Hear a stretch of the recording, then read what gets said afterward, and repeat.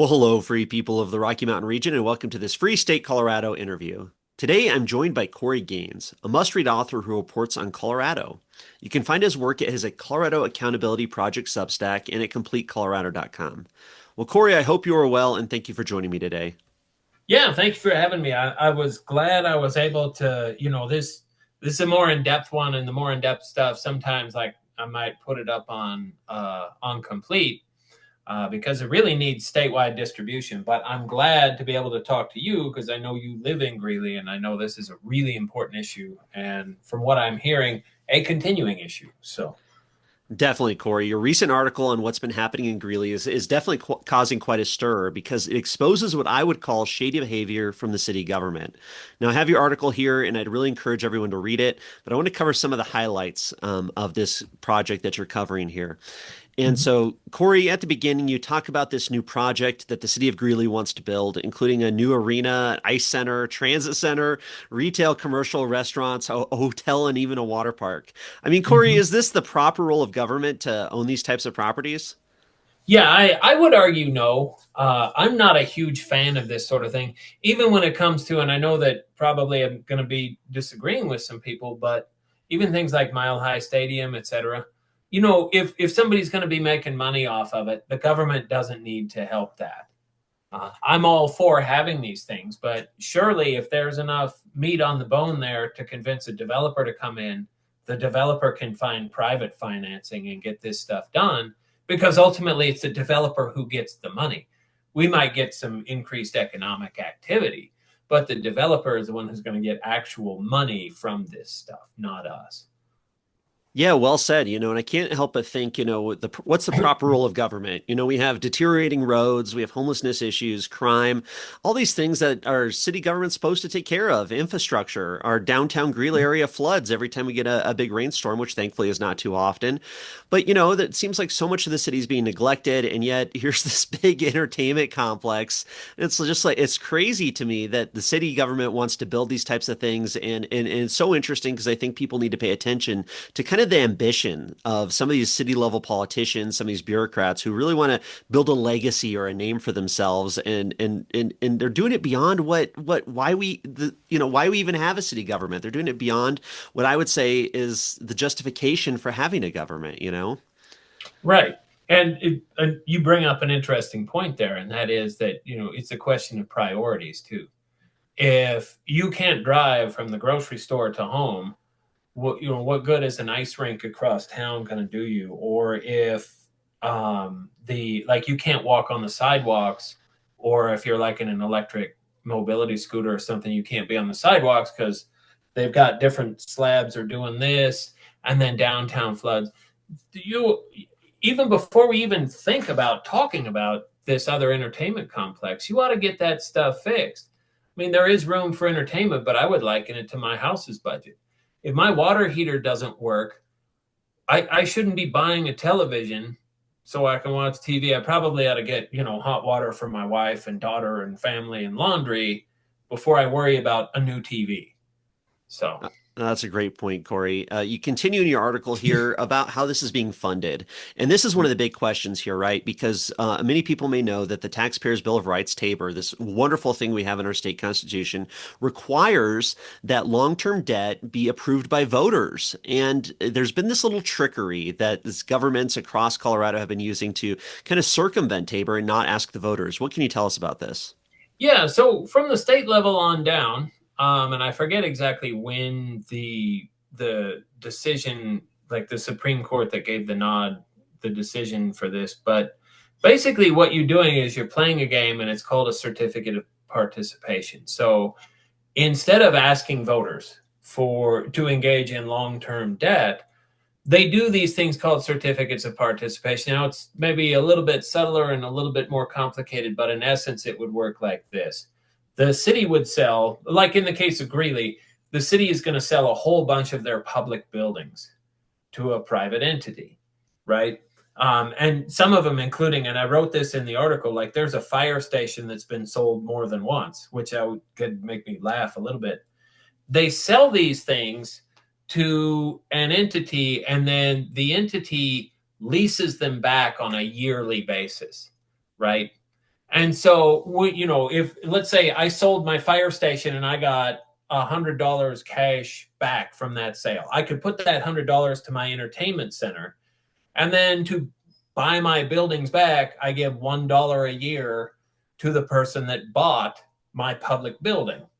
And thus, the Colorado Supreme Court has said, oh, well, since it's not a multi-year thing, you're just paying a lease on a single year basis.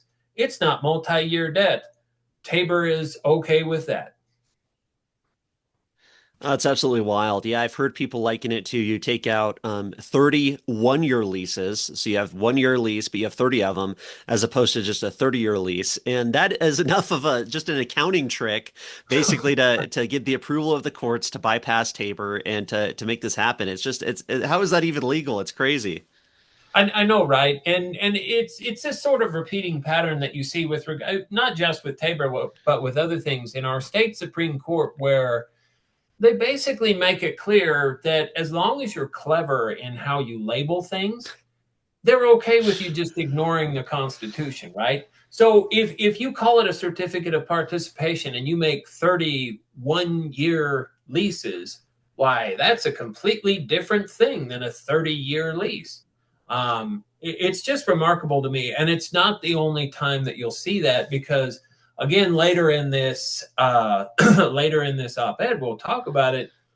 The lawyers that do these other shenanigans that are going on in Greeley used yet another Colorado Supreme Court decision by basically relabeling things, and then you can get away with whatever you'd like. Wow. So these have been screenshots from your article, which we'll jump over to the whole thing here in a minute. But in there, you link to a document on the state legislative website talking about COPs, these certificates of participation. And back, as people probably expected, as you kind of alluded to, in 2005, there was a lawsuit. Because plaintiffs in the case, I'm just reading it here, claimed that the proposed COPs would create a multi-year fiscal obligation within the meaning of Tabor, thus violating the constitutional requirement for prior voter approval. The Colorado Court of Appeals ruled that the use of COPs does not violate the Constitution and concluded that, quote, lease purchase agreements for buildings or other improvements in which the parties are not bound to renew the lease annually do not create a debt or other financial obligation in the constitutional sense. So, Uh-huh. Cory, they're saying basically here that they don't have to keep paying because it is only that 1 year lease, right? For example, so they don't have to pay it back. So, but in Greeley's case, this is our police station, our fire department, our city hall, all these city buildings. What would happen if they didn't pay them back? You're right, exactly like you and I were talking about before we started. Yeah, that was a really great way to put it, because yeah, what are they going to do? Like, if the city just decides, well, it's only a year obligation, we don't, and if we follow what the Supreme Court says, we don't have to pay it back. Are the people that you owe money to just going to kind of slink away, crestfallen and having lost millions, or are they going to come in and you're going to find the fire trucks and the beds and the stoves and all that out on the street, and then there's a for sale sign on the thing? They try to like get a fire sale going to recoup some of their money. Let's get real. This is a fiction, and it's a game we're all going to play with each other, where instead of calling it white, we call it gray, and then we just pretend. It doesn't make any sense to me. Yeah, well said, sir. Completely agree. And I'll have the link to your article at freestatecolorado.com, of course, but definitely check it out, people. Whether you live in Greeley or not, this is an important issue. And like you allude to kind of towards the end here, it really shows a bigger example of things that are happening across Colorado and how important it Right. is.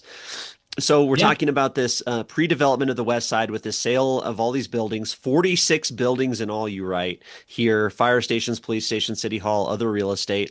And then they're going to end up paying it back through this COP lease agreement, basically. And it is absolutely crazy, as you said.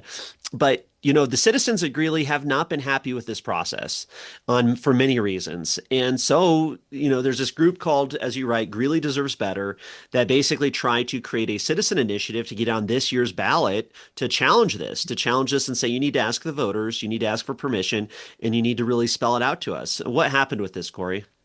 Yeah, so they took their right, and it is your right in the state constitution for anything at the state level or at the city level. You have the right to, if you can collect enough signatures, you can put it on the ballot and say, voters didn't like this. We're going to see if voters give a nod or turn it back down. And that's what this group did. They collected a whole bunch of signatures. And from what you were telling me, had absolutely no issue getting plenty of signatures, because I think there's pretty broad opposition to this. There might be a variety of reasons. Like I said, maybe you like the entertainment complex idea. Maybe you're even okay with some public money, but you didn't like it done this way. I put it on the ballot, gets on the ballot, and sure enough, somebody protests that. Well, okay, that's their right. I mean, there are rules and ways and means to do all this, and it's all in law, and it's all perfectly legal, and it's all perfectly okay, because somebody might have a qualm about the way it's done. It's okay to protest it. But what happened here, and this is the concern that, again, this is a big statewide concern as opposed to just applying to Greeley, that the city council, the normal process would be to go through the city clerk. The city council instead brings in this outside hired gun hearing officer to do a hearing on this protest. And sure enough, the hearing officer found that this initiative was not valid. I mean, it's so wrong because these are supposed to be representatives of the people. They're supposed to work for the people. They're supposed to be in place to serve the interests of the people. And if you get enough signatures to get something on the ballot, I mean, from what I understand, twice as many signatures that were required. I signed it. Everybody I'm talking to as I'm door knocking for my city council campaign seems to have signed it across party lines. And you get that much public outcry or public pressure, and yet to bring somebody in to really fight this and say, we do not want the voters to have a say. I mean, that is rubbing people the wrong way, to the point of there was actually even a scuffle. Somebody got cited for assault at a city council meeting last month Oh, wow. because people are so upset about this. I mean, it was like some, older woman hit another woman, and it's like, it's Oh, wow. crazy. It's like, people are so fired up and so angry about this situation that it's creating so much division in Greeley, but almost more unity among the people, and just really people being upset against the city government here. But Cory, why wouldn't the city? What was their argument? What did they say that this did not apply to be an initiative process? What was the logic here? Well, sure, yeah. So what happens is the city, and again, there's a link in there in the op-ed. It's yet another Colorado State Supreme Court precedent decision that says that you do have the right to run an initiative, but you cannot run it on decisions that are administrative. And so, kind of the quick examples I used in the book would be something is legislative, like let's say the city council wants to pave Smith Avenue. And you're like, okay, cool. We're going to pave Smith Avenue.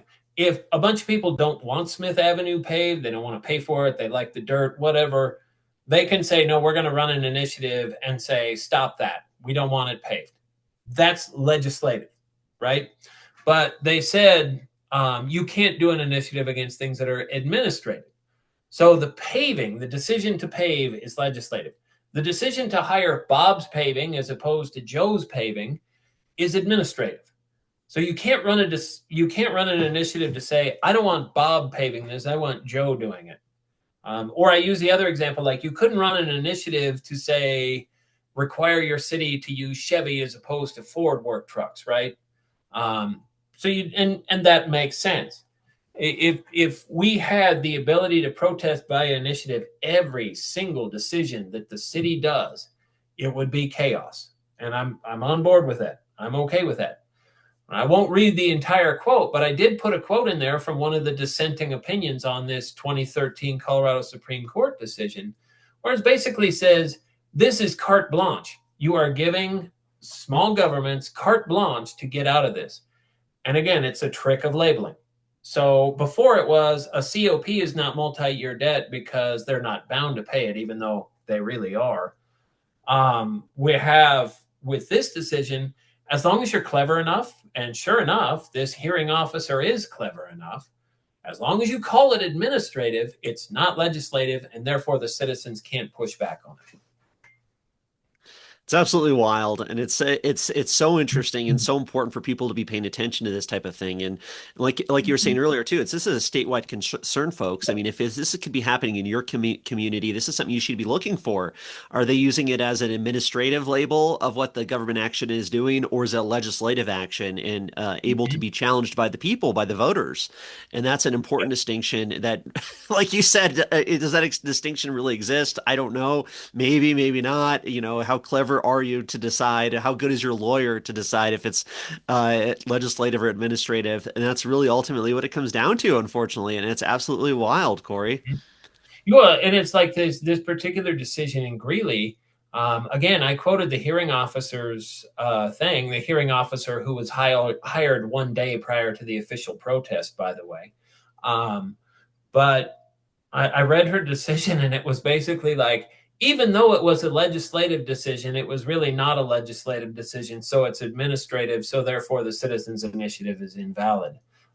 There's more detail in the op-ed on that, but it was that kind of crazy double talk that you see. And like I say, as long as the money is high enough and you're willing to pay for it, and you can find somebody who's clever enough to phrase things the right way, why, you could just stop the citizens from being able to stop what you want to do. Wow, yeah, here's your quote here. That quote, that while adopted through an authorized legislative process, Ordinance 2025-15 is not a legislative ordinance. Therefore, the initiative petition seeking its repeal is also not legislative. Like, Cory, I was there at the city council meeting. I mean, they voted on it. They had to vote. It was through the legislative process. If the Right. council members went the different way, it would have been voted down. So that's Mm-hmm. absolutely crazy. And I've talked a lot and I know how important it is to you as well, but just the idea of citizen initiatives, Colorado is one of the few states really that has such great powers for the people reserved in our Mm-hmm. state constitution to petition our government to get things on the ballot. And oftentimes that's really the only way that we can preserve our liberties and push back against this ever increasing size of government. I mean, in 2026, we're definitely going to be seeing some big initiatives that are driven by citizens to Yep. either amend the state constitution or just create some sort of changes in state statute. But I mean, how important is this, Cory? This just the idea of the citizen initiative. Right. It's huge to me. And I had somebody tell me once, I actually put up a picture of it once so you could see it. Like, if this is the entire page describing the legislative part in our state constitution, like, this much is about the legislature. And the balance of that page is about what we as people can do. And Colorado is relatively unique among the 50 states in that way. And it's a tremendous opportunity for the people to talk back to their government. One of those initiatives that you mentioned, would probably be on the 2026 ballot, is forcing the state government to actually fix the roads, like to put money into fixing the roads. Because over and over again, they say they're going to fix them, but they don't. And I don't agree with every single initiative that comes out. I'm not a supporter of all of them, but I love the fact, whether I agree or not, that we as citizens get a chance to talk back to government at the small level and at the big level. And if crap like this goes unchallenged, and if it becomes a pattern for our state, which is a concern of mine, then we have essentially lost the power to do anything to put our government in check. And so you can get a city council like in Greeley, where they're just absolutely blind and deaf to what the people are saying. From what you've told me over and over again, the people keep telling them, we don't want it done this way. We don't like it done this way. And they're just like, they move the eye patch over to their good eye and say, I don't see any ships. Right. It's remarkable to me. I don't understand it. Yes, I mean, and this is such an important article, folks. Especially if you know anybody in Greeley, please share it with them. But CompleteColorado.com, folks, that's something you should be reading every day. And if you see an article with Cory Gaines as the byline, you definitely need to read it because it's always good stuff here. But I just want to highlight this last little section right here where you say, quote, our ability as citizens to talk back to our government via our constitutional right to initiative is in jeopardy. thanks to the trick of labeling okayed by our state Supreme Court. Do Better Greeley has been forced to appeal what Greeley did, possibly costing more time, certainly costing more money. They are right to do so, and I wish them luck. Attempts by Hmm. other governments to do what Greeley just did should be met with vigorous protest and legal action. Sadly, unless and until Colorado's highest court fixes their earlier mistake, Coloradans must fight tooth and nail for their initiative rights. Gosh, and that is so Hmm. well said, and I couldn't agree more. Less people on the sidelines, more people getting involved and being an active participant in our government, and really understanding what's at stake and what these politicians can do to us if we just sit by and let them. Yep. Yeah, and from what you're describing to me, the kind of energy that they've got going on up there in Greeley in this broad base of really frustrated people, I love to hear that. Again, we might all disagree about reasons why, but I'm glad to see so many people up in Greeley so animated about this and fighting back, because this is how you stop this nonsense from happening, is when you do fight back, that you take it to court, that you're going to city council meetings. I mean, I don't want people getting in scuffles with each other or like being uncivil, but that you're going to these meetings and telling them this is not okay. And if they're not listening to you, remember that on your ballot come the next election, number one. And number two, like make them understand what they're not doing is not okay. And I'm glad to see so many people doing that in Greeley.